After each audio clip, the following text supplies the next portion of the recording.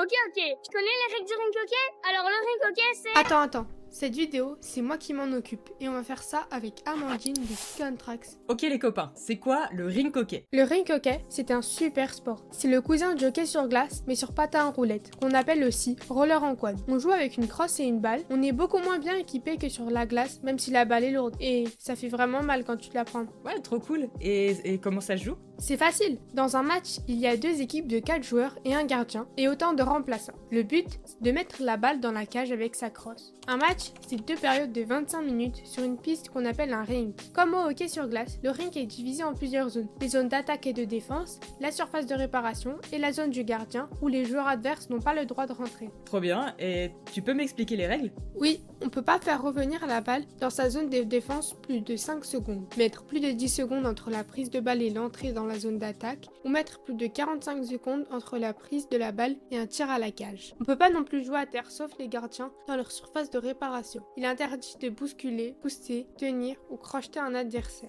Et donc du coup, il n'y a pas de bagarre comme au hockey sur glace? Et non, les fautes sont sanctionnées par 4 pénalités différentes. La faute d'équipe, au bout de 10 fautes, l'autre équipe tire un coup franc. Le carton jaune, c'est un avertissement. Le carton bleu, qui exclut le joueur pendant 2 minutes et l'équipe se retrouve en infériorité numérique. Et le carton rouge, c'est comme le bleu, mais on passe à 4 minutes d'infériorité et le joueur est exclu définitivement du match. C'est pas un sport super répandu en France, mais il est énormément joué en Catalogne espagnole et au Portugal. D'autres pays y jouent beaucoup, comme les pays d'Amérique latine et l'Italie. En Argentine, il y a même une ville avec 25 clubs. Aujourd'hui, le classement des pays c'est Espagne, Argentine, Italie, Portugal et la France en 5e position. Les meilleurs clubs français en ce moment, c'est Saint-Omer dans le nord de la France, Quevert en Bretagne et Coutras dans le sud-ouest. Allez donner de la force en commentaire à César et à sa sœur qui fait les vidéos.